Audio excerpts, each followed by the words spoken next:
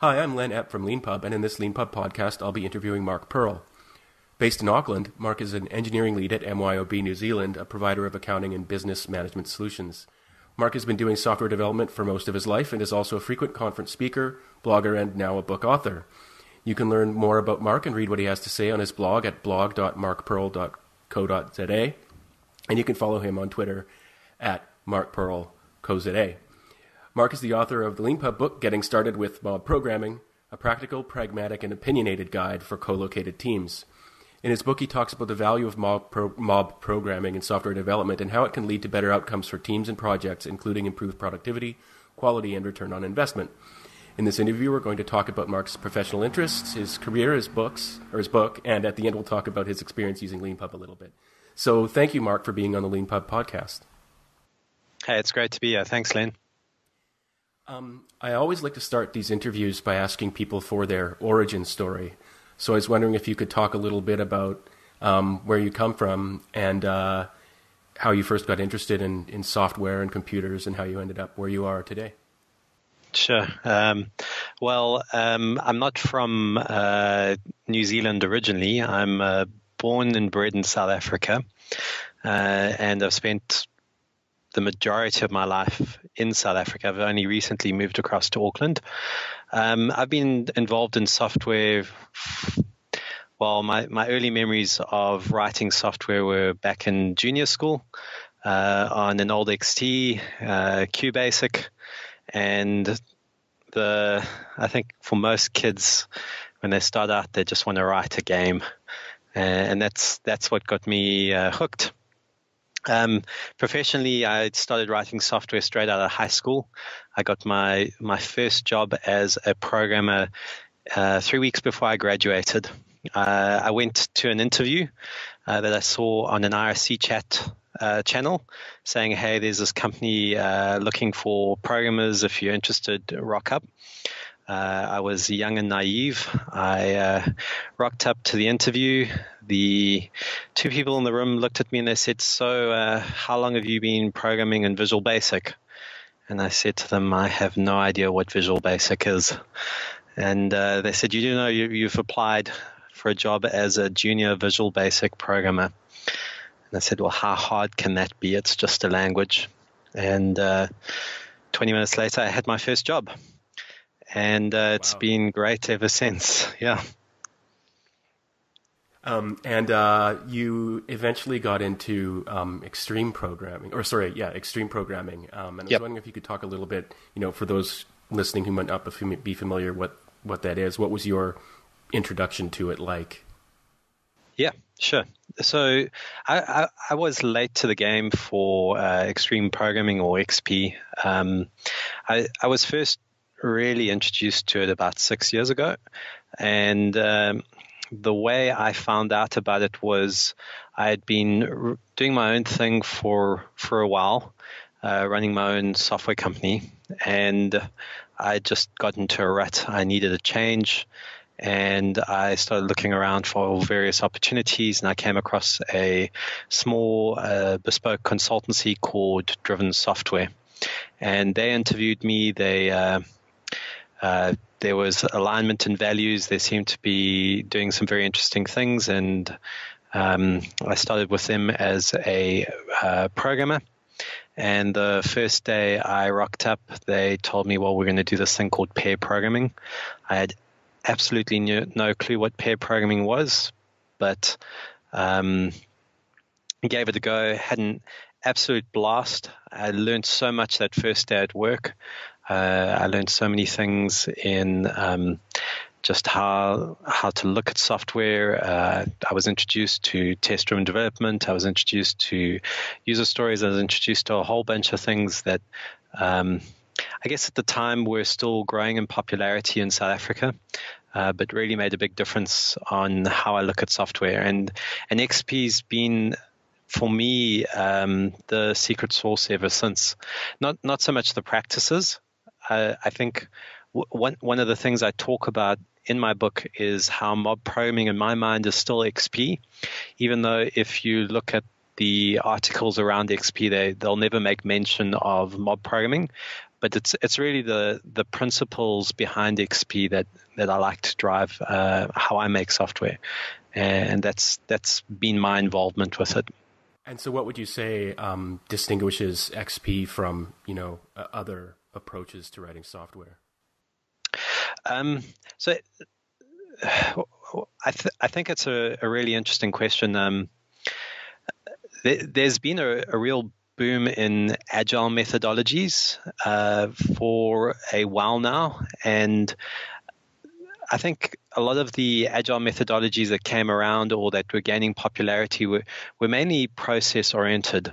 So they were mainly at how teams change their interactions with each other, either via stand-ups or scrums and estimation and stuff like that. But they didn't really tackle the construction side.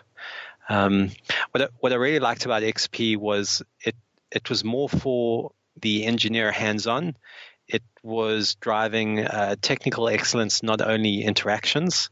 And that for me has been a big part of XP compared to Scrum or Kanban or any sort of lean approach. I think it's also interesting that those practices like Scrum keep adopting, and as they advance, they start to adapt a lot of the XP practices. So while I'm not in a Scrum team right now, I am aware of people that do Scrum, and in the literature that they're looking at, they're also looking at pairing, they're looking at testing and those sort of things. I think that's good. But for me, XP was really for the software engineer or software craftsman. And my next question is about computer science and studying computer science. I see from LinkedIn that you've had a couple of stints studying computer science at university. And one of the reasons I ask, it's actually kind of a theme of this podcast where I would say about half of the people who end up in software formally studied computer science or something like it at university and half haven't. And the question I'd like to ask is, if you were starting out right now, say you just graduated from high school now, would you advocate that someone like you go to do computer science? And I'm gathering from your story that the answer is going to be a little bit more complicated in your case. Yeah. Yeah, that's a good question, eh? So maybe I can share a bit of my experience in software. I mentioned that I got my first job as a programmer straight out of high school, and my father is an academic. He's a lecturer at a university, and when his son came home and told him very proudly that he had his first job, my father was a little disappointed and very concerned, and felt quite strongly that I needed to get a formal education, a university degree behind my name, whilst I was going to be hindered in my progress. And he convinced me to go to university. I lasted at university the first time around for 2 years, and I was extremely frustrated. I was doing very well in the courses that I found relevant to my passion, but I also found a huge disconnect between what they were trying to instill and what I had found useful in a professional capacity. And so 2 years into university, I ended up dropping out and doing my own thing. Do I value a degree? Well, I ended up several years later going back to university and finishing a degree via correspondence. It took me almost the better part of a decade to do that. Part of the reason for that was that I hate giving up on things, and I felt a little almost like imposter syndrome that I didn't have a computer science degree yet I was creating software. In hindsight, when I got the degree, I thought to myself, but I still know nothing. What has this actually taught me? And so I would probably say if I could redo things, I would have a lot more focused learning. I think depending on the university, there's either value or not. But at the institutions where I worked, I don't see a lot of value in that qualification. And in fact, I think the only thing that a degree proved to me was that I had endurance.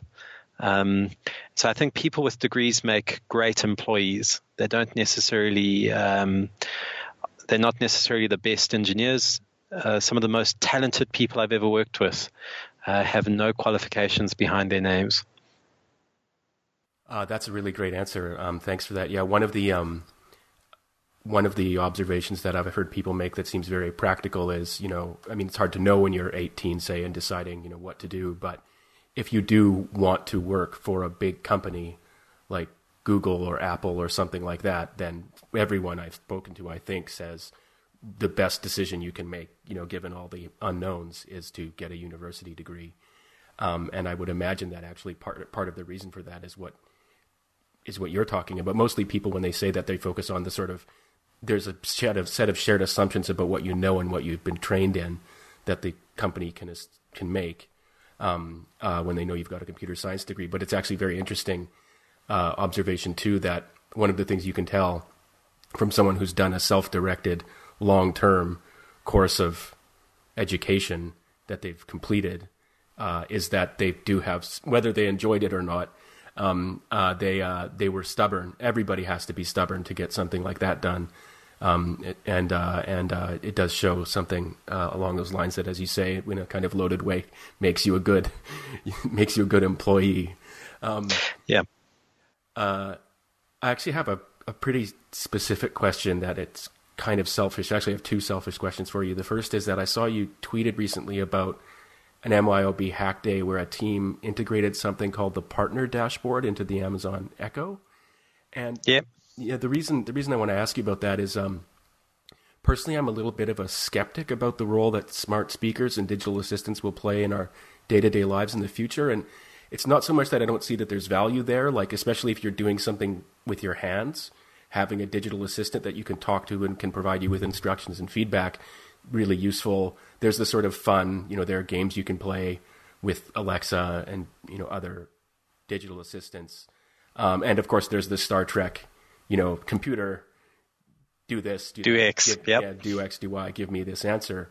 But it's the hype around it that gets my spidey sense tingling a bit. But at the same time, I'm worried that there's something I'm missing. And I was really curious how something that your company might be working on, and I confess to not understanding it all that well, but something like, how does a partner dashboard, can you explain a little bit about what that is and how it can be usefully integrated with something like an Echo?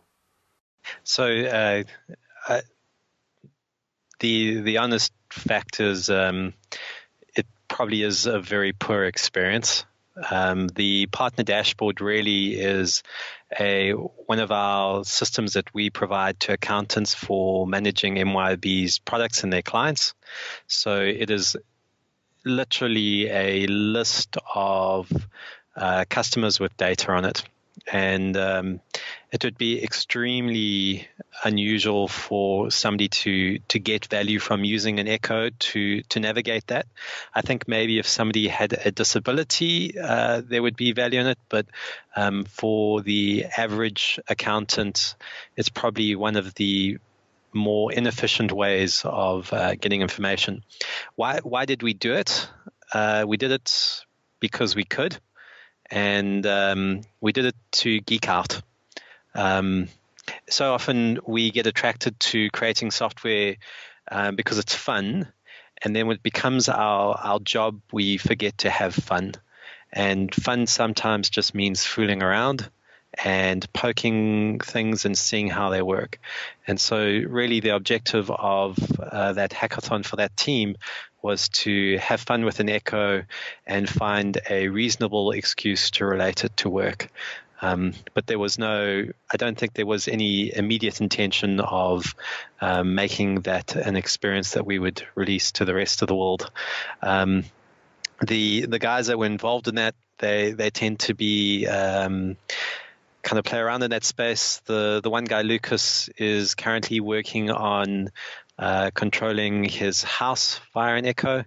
He has a desk that he tells what height it should be, and it adjusts its height that he's built from scratch, and he just really enjoys that. And we think it's fun and just makes him a geek. So from that perspective, that's why we did the hackathon. From the echo and kind of the hype cycle about it, I mean, this is what we see with technology day in and day out. The latest and greatest thing comes out, everybody jumps on it, they try different things, everyone's talking about it, but it's really limited use, and then we start getting back to reality and figuring out where is this actually appropriate to use or not. And we'll see that with the echo as well. I think it'll eventually level out. Fun at work, I think, is something when I was researching for this interview, I noticed is, I think, important to you, and having a positive work environment with great colleagues. And I was wondering, did that interest come out of you naturally, or did you have perhaps an experience where you saw the contrast between working at a place where fun and having a good time is important and one where it was not? Yeah. So one of the roles that I've had of my career is as on my business card, it said a software engineering coach. But basically what we did is we would go into teams that were at various levels of dysfunction and try and help them to get back to a healthy state. So I've worked in teams that were having very little fun, and to be honest, you couldn't pay me enough money to stay in that environment for a prolonged period of time. Some of these teams I've seen where they get individuals in it earn amazing amounts of money, and that's really a compensation for them feeling fulfilled. For me, money is important, but it's not the driver for everything I do. Human interaction, feeling connected to people, feeling part of a bigger thing, feeling like what we do makes a difference is just as important as what I get paid. And so creating a healthy environment where we can push boundaries, where we feel safe to have fun and work hard at the same time is really important to me, because I believe that it's great to wake up in the morning and just love what you do. Nobody wants to be in a place where they wake up and they want to stay in bed. And I think if you're in that position, you should seriously relook at what you're doing for employment, because it's about time for a change. And I've been there. I've had situations where I've just absolutely hated what I'm doing. It has an impact on my professional career. It has an impact on my personal life. And I don't want to go back there again. Thanks for that answer. I know what it's like to be there as well. And I think probably everybody listening does. If you've had the opportunity to work in an environment where in a non-artificial way, placing an importance on people's happiness and being positive, you know what the difference is. Yeah. So for me, the word there that's really important is artificial. I think often we mix fun up with doing fun things, and it's often is, in my mind, just artificial fun. The teams don't really care about each other. They do fun things, but there isn't that connection.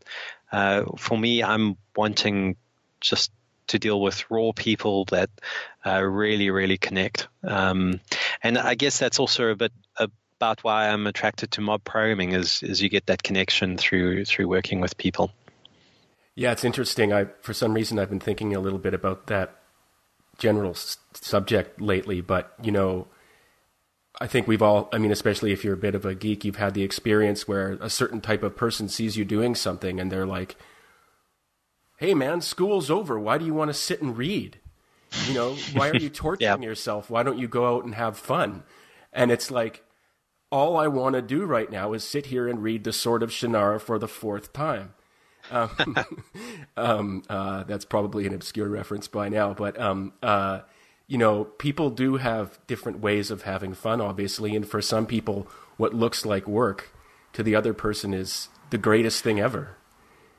Yeah, I have this conversation with my wife often because I'll go home and I'll be coding, and she'll say, "Why are you working?" I'm like, "I'm not working. I'm playing around." And for her, in her background, that division between work and play is separated.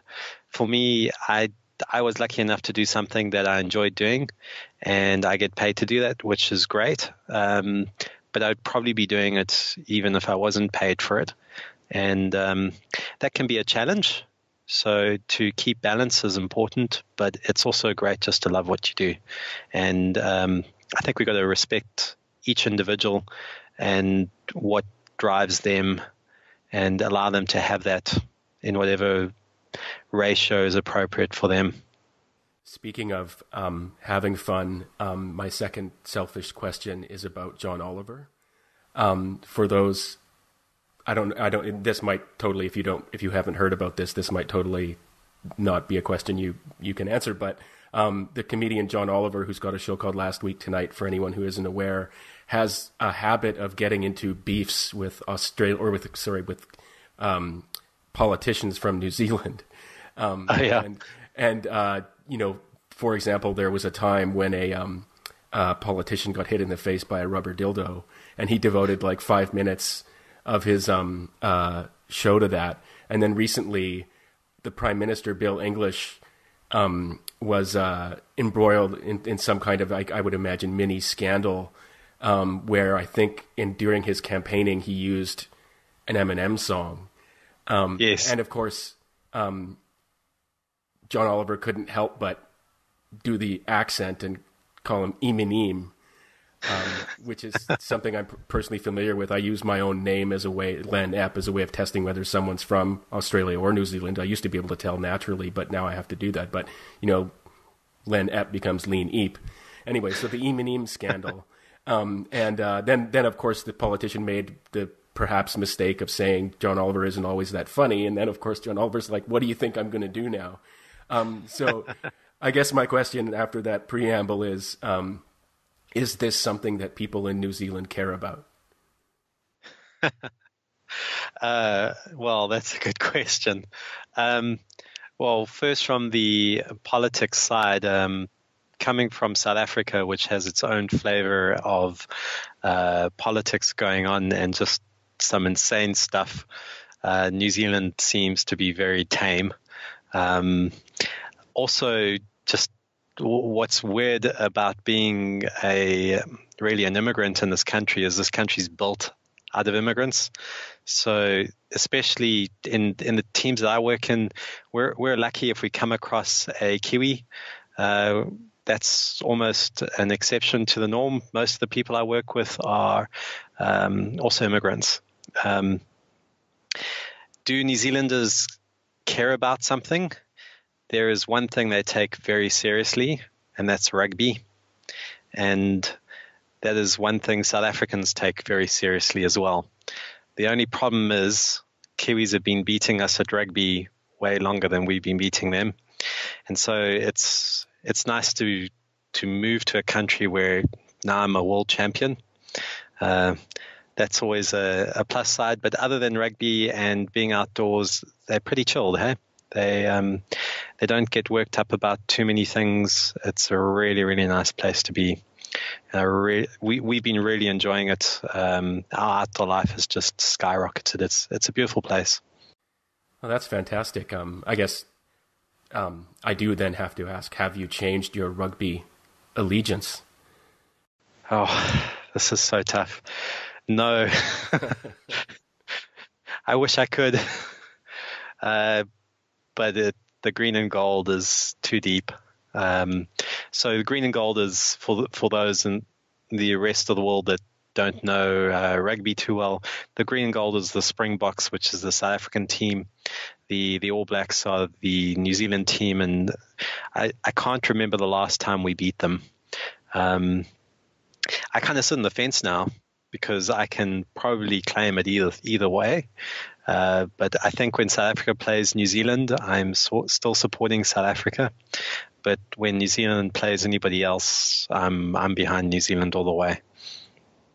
It's really interesting, actually. You reminded me. I worked in an office in London with a lot of expats, and what that community is like. But one thing happened that was unexpected one year was Australia got into the World Cup for soccer, and it was an Australian company. So, although I was in London, most of my colleagues were, Aussies and Kiwis and South Africans and, people from all over, but including, people from France and Italy, because we worked throughout Europe.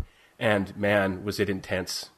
Yep. We stopped. Work stopped. They bought TVs for the whole office because they knew people were going to be preoccupied with the World Cup anyway. And when Australia was playing, the EAs roved around with carts of beer, right in the office. And yeah, I saw people. In a way, if you've been in a place for a short time, it's maybe not that hard. But the longer you've been in a place, the more pressing questions of allegiance can become. Yeah, I can totally relate. And beer is another thing that is very popular here and goes hand in hand with sport. So it sounds like we've had pretty similar experiences. I think when we moved from South Africa and we were looking at different options, the typical options that come up, it's either the UK, Canada, New Zealand, or Australia. And at the time, I just couldn't do it to my kids to move to Australia. So it ended up being New Zealand, which is ironic because MYOB is predominantly owned by Australians. So I spend most of my time working with Australians, and it turns out they're pretty decent. But at the time that we were making the choice, I was like, no, I just I can't. I will not press you on that. But I love you, Australia, now. Having only been there once myself, I wouldn't want to. I've just offended like millions of people, I'm sure. No, I know what you're saying. Moving on to the subject of your book, before we talk about mob programming and your opinions about it, I thought we could frame the discussion a little bit by asking you about Tuckmans' model of group development. Can you maybe talk a little bit about that and why it's important to you? Sure. So a lot of people don't know that it is Tuckmans' model, but they'll recognize the pattern. And the pattern really goes as follows. When somebody joins a team or joins a group, the group goes through some recognizable stages. And the stages are forming, storming, norming, and performing. And in my experience, whenever somebody joins a group, the entire group goes through those stages. So what are those stages? Well, forming is when everyone's still polite. You don't know where you sit in the social scheme, and so you're just being very polite to everyone you work with. The storming stage is when you start to push social boundaries. You're trying to figure out what's appropriate and what isn't, and that can be quite a point where there's a lot of friction in a group. And at some stage, if a group is able to progress through that, they start to norm, which means that they've figured out the social boundaries, and now they've really figured out how to work together. And ideally, you want to move from norming through to performing, which is when there's accelerated performance because everybody's gelled. There's no disruptions. They can focus at the work and they can get things out the door. So that for me is Tuckmans' model, and I see it in mob programming every single time. It really, for me, is a model that very closely maps to reality most of the time. And yeah, with that structure, what is an understanding of the progress that that things move through stages? Can you talk a little bit about what mob programming really is? I mean, what does it? You've got some videos online that I found, but what does it look like? What does it involve doing? Okay. Yeah, sure. So essentially mob programming originated from extreme programming. And in extreme programming, this concept of pair programming was advocated. And the idea of pair programming was two people working in front of a single computer on a single problem. Mob programming, and in my mind, somebody to keep an eye out in the mob programming circles is Woody Ziel, who's also on Leanpub. You can get his book, and I really recommend people that are interested in the topic to read Woody's book as well. Why do we just need two people? Why was the limit set to two? And the experience that Woody had a while back was he worked with a team where they just took a group of people and they put them in front of a single computer, and they worked on a single problem as a group day in and day out for well over a year. And he started speaking about the experiences of doing this thing. And slowly, as it's made its way around the world, different people have been introduced to it and have taken it in different directions. My first introduction to mob programming was when I was traveling in the US. I attended a Agile regional conference in Utah called Agile Roots. And in attending there, I'd organized to spend 2 days at a company called Pluralsight. And Pluralsight has these small teams that are very autonomous in what they're doing. And my expectation of spending my days at Pluralsight was just to pair program with someone. And it's a way that I learn and see how different companies do things. When I arrived at Pluralsight, they told me we weren't going to pair, we were going to do this thing called mob programming. And essentially, I spent a day with 3 to 4 other people working together on a single computer, and it was an absolute blast. It was amazing. And it takes a lot of the elements of XP and merges them all into one. So feedback, diversity, collaboration, those for me are all principles of XP, and they all come out through mob programming. And so, yeah, it's that's really interesting that you got sort of introduced to it without sort of anticipation. Just suddenly there you are coding with a group of people, something that people I think generally would associate with solitary enterprise. And it is fascinating to watch. I saw the sort of a couple of fast forwarded videos of people, sitting in front. Like you might have 3 or 4 people, and then people might come and go even, sitting in front of a computer, and I gather there's a timer. So one person is driving, as they say, one person is sitting at the keyboard, and then there's a timer involved, and then when the timer goes, you switch to whoever's driving, so everybody gets a chance to sit back, everybody gets a chance to be directly in control, and it's just a very interesting process to watch. One question, please go ahead if you have something to say. So the mechanics of mob programming are very interesting, and I think they also evolve as a group evolves. So part of the reason for me getting started with mob programming was to give a group of people wanting to experiment with the practice a formula to start out with. But the intention wasn't to define that as the only way to do mob programming. And in fact, I think it's really important that teams embrace this concept of experimentation and exploration. And so start out with the formula of having time-lapsed intervals, rotating the keyboard around. But that's not the only way to do it. There are lots of valid ways of mobbing without keeping to that formula. But thanks for just introducing that video. That video was an example of the first team I was in, how we did mob programming. And we worked that way for over a year. And there's some very real benefits to working that way. And when one is doing mob programming, I imagine that's part of the day, and that part of the day is also still spent alone coding. Is that correct? So it's not the entire coding for the entire project is done in a mob style. Yeah, so I think it would be unfair to say, to be dogmatic about it and say there's only one way of developing software and that you should apply that way all the time.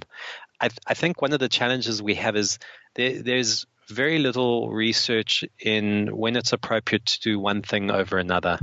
And so because we don't have that as a thing out there in academia, we end up relying on our gut, which is fine. I think that can be appropriate.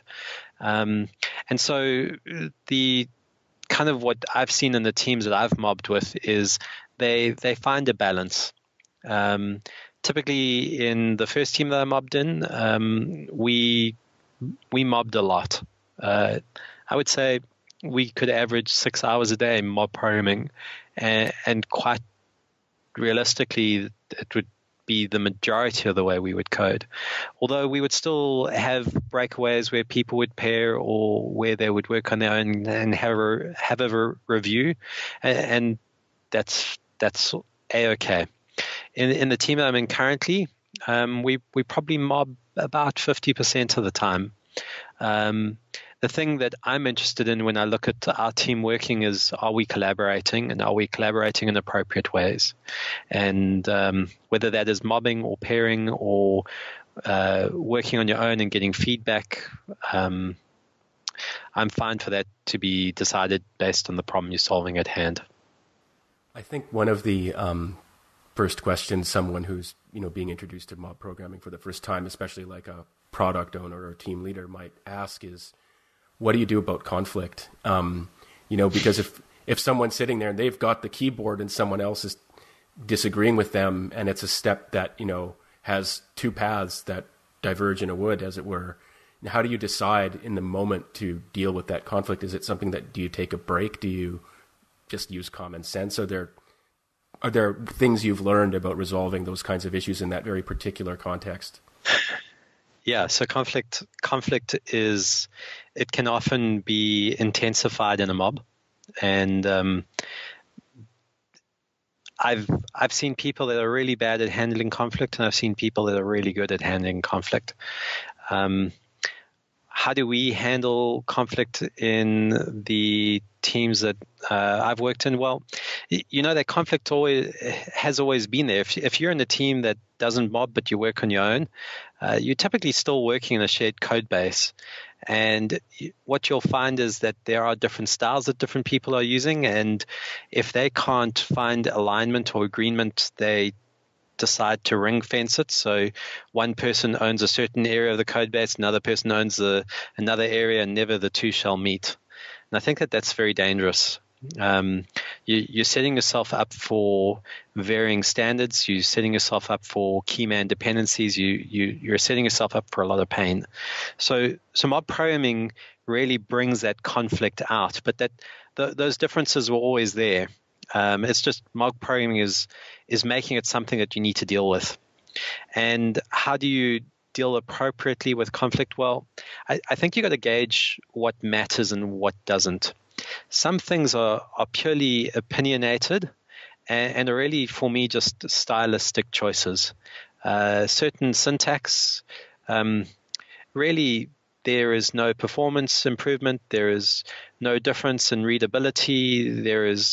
It's just a preference. And in those situations, I'm willing to go with what the group wants to go with, or what we decide as a group we're going to follow. The other differences that are maybe more important, where there are varying opinions, and I think it's useful to explore all of them. One of the benefits of mob programming is it introduces diversity, and we know that when there is diversity in solving a problem, the solution you produce is more robust. And to embrace that diversity and to listen to what people are saying when they don't agree with you, and to really discuss it, can be valuable, because you're going to end up with a better solution. So I don't have a specific formula for resolving conflict. I do encourage people to see each other as people first, to realize that we are human, we have feelings, and we need to treat and talk to each other in a kind and respectful way, but that we should also be listening to everybody's opinions and be exploring them. And often that means, let's try this way and see how that works. And I'm happy to go with where you want to go, and then we can reevaluate at the end. And how do you set up the space? What if someone wants to, say, do an experiment, and you recommend getting over the hurdle of introducing mob programming? Two teams can include representing what you're doing genuinely as an experiment, because then people understand that things can change as you go along, or you might even abandon it. But if I'm, say, thinking about doing mob programming with my team, how do I decide how to set up the space where the mob programming will happen?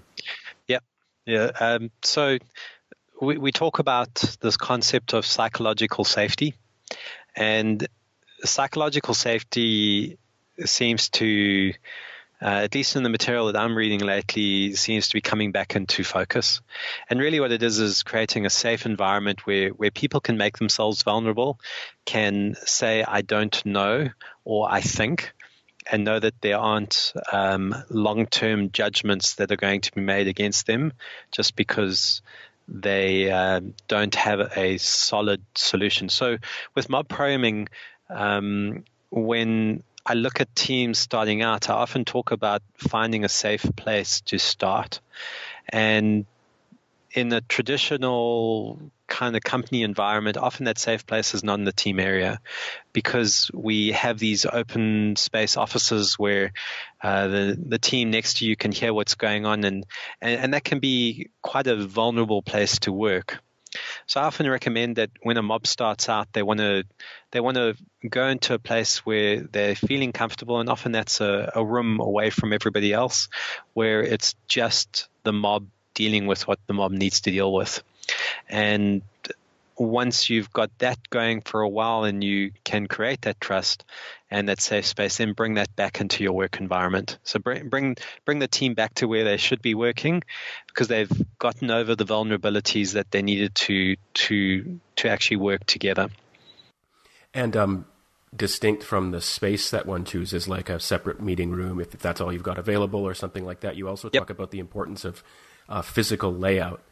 And, I think that a lot of people who do software development have a particular interest in physical layout, by which one can mean things like what size monitors are you using, what configuration, things like that. So I was wondering if you could talk a little bit about that. I mean, obviously, from listening to you, you would advocate people thinking about what they're doing and doing the best things for them. But, for example, should people be sitting down? Should people be standing up? Should you have a giant monitor? Should you have 3 small ones? Things like that. If you could just talk a little bit about that. Sure. So we've experimented with different setups. And in fact, when I started mob programming in my first team, we needed to prove that the practice worked before we were going to invest time in the equipment. And so I ended up taking my home screen to work. At the time it was big, a big 40-inch screen. And we set up in the office space and we stood around it. Since then, we have worked with 2 60-inch large screens next to each other with a smaller screen on a timer, and that's worked really, really well, where everybody can see the code comfortably and yet not have people on top of each other. One of the challenges I've seen is people try mob programming, but they try it in their normal development space where they've got a smaller screen, like a 24-inch screen, and practically to have 3 or 4 people around that can be very uncomfortable, because you're just in each other's space. So you want people to have enough space to feel like they're in a comfortable situation. You also want them, from wherever they are sitting or standing, to be able to see the code that's being written. That is for me, the most important thing. And the bigger and the clearer that is, the better. Now, whether that is one very large screen or 3 semi-large screens, we've played around with different ones, and it depends on the team and the environment they have. I would be going as high definition screen as possible and as large as possible that your budget can support. Some of the best times that we've had is when people can walk up to the screen and point at the code and go, over here, this is what I'm talking about. What's going on over here? And that makes it a very hands-on, very immersive experience. I'm going to ask a very in-the-weeds question, and then I'm going to ask a from 30,000 feet question. So sure. Just prefacing this one with the fact that something bigger picture is coming after. One of the things that I found really interesting in your book was talking about keyboard shortcuts. And to those who are unfamiliar with the world of software development or financial modeling and things like that, one of the first rules of, Fight Club is don't take your hands off the keyboard.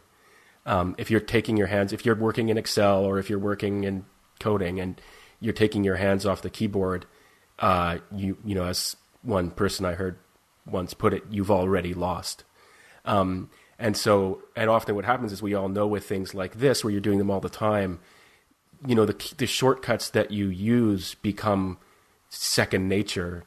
When I'm by no means an expert and I'm not a coder myself, I can do some, but when I use Emacs for a lot of things. And I mean, my fingers know things about Emacs that I do not know myself. And I was wondering how you would suggest dealing with that issue, where you might get a bunch of, coders who've got all these instincts, all the way down, built into their typing.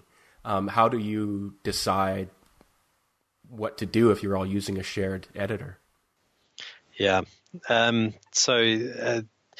When you start talking about tooling, you get people really, really passionate and fired up. I'm a Vim fan, and hearing that you're an Emacs user, that almost meant that this was the end of the conversation. But joking aside, tooling is important. We've invested, as a professional, I've invested a lot of time in understanding my tools of preference and in being efficient and quick at it. And one of the challenges of mob programming is you have this shared development environment, and that might mean that you might not have the ideal tools of your preference. Now, I always think it's good to have a discussion about what tools we're going to use when we mob and what our setup of an environment is going to be. And depending on the tools, it is possible that you can have multiple editors working on the same code base, and as different people take the keyboard, that you switch to their editor of choice and they carry on. Often that's not possible, though. And in that situation, you do need to get to a common agreement. So in the team that I'm in right now, I was the only person that did Vim. I've slowly converted one other person across to Vim, but there's another 4 or 5 people that I need to get to see the light. And so when we mob, I don't use Vim because it is just too hard for anybody else to work with. I do have a set of agreed keyboard shortcuts that we could standardize on that we use, and we have those shortcuts printed out by the keyboard. And muscle memory is an amazing thing. You do it a couple times and suddenly your fingers start to remember it, and you can relearn it. So I encourage trying to create an environment where people can use their different shortcuts, but you've got to be willing to let go of a few things for the greater good of the mob. Thanks for that. That's a very clear answer. And it is, I understand. I've never been a part of such a battle, but I do understand the importance of tooling to people who, use these tools all day long. And, connecting it to my next question from 30,000 feet, software is behind everything nowadays. And it's going to be, behind everything plus one going forward. And the way the way software is developed is actually really important for everything we do in our lives. And you only need to see how important a calamity like the healthcare.gov scandal in the States and other things like that, where how software is built is actually really important, and it's these technical matters matter as much as should a surgeon be washing his hands or her hands in advance of surgery or not. And we're still in the should you wash your hands sort of stage, I would say. That's an exaggeration, but we're still early on if you consider the long arc of history in understanding how software development should be done and what best practices should be done. So, and related to that is the question of co-location versus remote work. And obviously, this discussion in your book are about mob programming, and mob programming is something that you do. But this is actually a really big question about software development, and various companies answer it in their own way. Apple, built its Ring. They made a bet that people should be together. Other companies have done the same thing. So my question to you would be, imagine the Ring hasn't been built yet. This is Apple's new fancy headquarters for those who aren't aware. And imagine you're the CEO of Apple right now. What would you decide if you had to about this? Would you say, 100%, just putting this question starkly, 100% remote, 100% you've got to do the commute and you've got to come to the office, or some blend of those two things? Yeah, so this is a good question. And for me, it's never been a question of co-location. It's been a question of collaboration. Essentially, I don't care whether you're here or remote if I can collaborate with you just as effectively. My experience right now is that co-location just increases the fidelity of the experience, and I found that co-location leads to better collaboration. But I think that we are at a very interesting time in terms of technology, that there are, for instance, HoloLens, Oculus Rift, all of these devices that are giving us these augmented reality or almost virtually near world experiences. Maybe that's going to change how we collaborate effectively, and so maybe remote work will have a big breakthrough where that experience is still the same. If I was starting a company right now and I wanted to get something out really quickly and collaboration was important, I would probably still be pushing co-location. That said, people have lives and there are challenges in getting talent all in one place.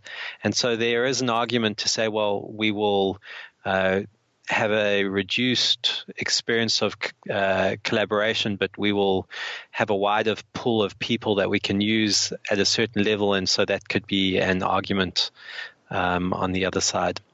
I think it really depends. I think what I have learned is the worst experience is mixing both. So the worst experience is when you take a team and some are co-located and some are remote, and you have this quasi co-located remote where you're trying to have face-to-face conversations, but you're always Skyping somebody in and you never know where they're at. And so my advice would be pick one or the other, but I'm very wary of mixing both within a high-functioning team that is got to work at a high pace, because it just becomes extremely hard to maintain both at the same time. Yeah, and as I understand it, one of the problems with a mixed approach where some people are always co-located and some people are always remote. I think this is my colleague Peter who said this, but he had an experience where he was in a situation like that. And, one thing that happens is there ends up being an in-group that knows each other. And, life is like high school for the, no matter how old you get or what you're doing. And there's an in-group and there's an out-group. And that's just a natural development from people being around each other and not around others. Absolutely. And typically what you'll find is that, or at least my experience is that in-group would generally be the people together because they're having conversations that the people remote don't get to have, and they're building those relationships. So for me, the important thing is just being really conscious of how teams work and being really intentional about how you do things so that you're equally connected with everybody in your team. Because the worst place to be is to feel that you're isolated or that you're the out person and that you're not being valued or appreciated. Going back, switching subjects, but going back to the topic of what tools one uses to do one's work, I was wondering just before we end the interview if you could talk a little bit about why you chose to write your book using these. Sure. Yeah. So I've never attempted to write a book before, and what I have done in the past is I was a fairly regular blogger where I would post 1 or 2 postings a month. If I was on a good wicket, I would be doing 4 or 5. And with mob programming, because it was such an emergent thing, there wasn't a lot of material out there. There was Woody's book. There was maybe 1 or 2 other writings out there, but it was really a new topic. And because of the experiences and the impact that it had on the software that I've been involved in creating, I didn't want teams to make the same mistakes that I had made. I really wanted mob programming for people to have a great experience. And in speaking to other teams that have tried it out, there were a couple of things that we had figured out that they hadn't. So the idea behind writing the book was really to help teams starting out in an environment that I could relate to. Now, why did I do it through Leanpub? Well, Lean software in general has been the way that I've made software for a long time. So I want very small, quick feedback loops. And I found that the concept of Leanpub, of being able to iterate very, very quickly and increment and get something out and get quick feedback, was very appealing to me. That said, I had no idea of how much work is involved in writing a book, and I have absolute admiration to people that have done this before. It is a very addictive thing, but it's also very, very work intensive, and something that if I hadn't had those feedback loops through Leanpub, I probably would have given up halfway.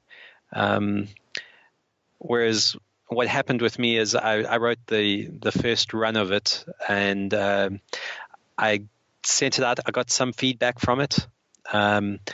And I felt like I'd kind of let down everybody and that I had to refactor and improve. And that's been the driver of it going up to now. Now, the experience of publishing, to be able to do that, I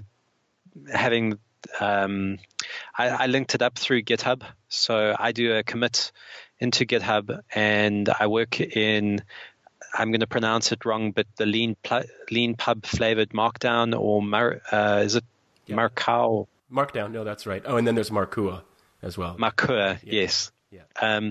Which I think you guys are working on, but it really appealed to me and appealed to my workflow. It allowed me to use the editors that I liked, which was a editor like Vim, and be able to get a PDF just with a click of a button. And that worked really, really well for me. And how have you been managing feedback? Do you give, I know you give out your email address in your profile on Leanpub. Do you invite feedback explicitly? That's something that a lot of Leanpub authors do, for example, in the introduction to their book. Yep. Yeah. So I would love to get more feedback. Specifically, I've received feedback, but once or twice it's been a little frustrating. Maybe somebody didn't understand something, or they had a negative experience and they were like, "Well, I don't agree with X," and then I never hear back from them. And really, what I'm wanting is to dig a little deeper into their world and where they're coming from, so that I can give something that is going to be applicable in multiple places. So the ideal feedback for me is via email, and then having an engagement to find out other people's experiences, because this is a relatively new field, and so I'm by no means the know-all of it all, and I think that there are situations that I just haven't thought of that I'd love to understand. But in general, the feedback through Leanpub has been great, and it's been via email. I think I have my Twitter handle in the beginning of the book, and so I've occasionally gotten feedback via that, which has been great. That's kind of been the place that I engage the most. That's really fascinating. One of the things that authors often say they would like is more community, more features and more of a structure around community. I've always seen that as the way I think it is conventionally seen in the world of books, where, readers enjoy putting up their profiles and then growing communities around certain genres or authors where the readers talk to each other. And one of the things we like to encourage at Leanpub is to have the readers talk to the author. And of course, since time immemorial, the bio or profile of the author is something that's really appealing to the reader. But I think you're the first person to make such a straightforward and practical claim about the value of the author having some understanding of the reader's bio, because if they're giving you advice or commentary, if they voluntarily can let someone know a little bit where they're coming from, maybe like with a profile, that can help the author to process the nature of the complaint or suggestion that's coming at them and how best to address it. So thanks for that. That's actually really interesting. That's going to be something that's very interesting for us to think about when we get more focused on community and things like that. Well, thanks a lot for doing this podcast. I really appreciate it. It was a really interesting discussion, and I just wanted to say before I go, thanks for being a Leanpub author. Pleasure. It's been a lot of fun. Thanks, Len.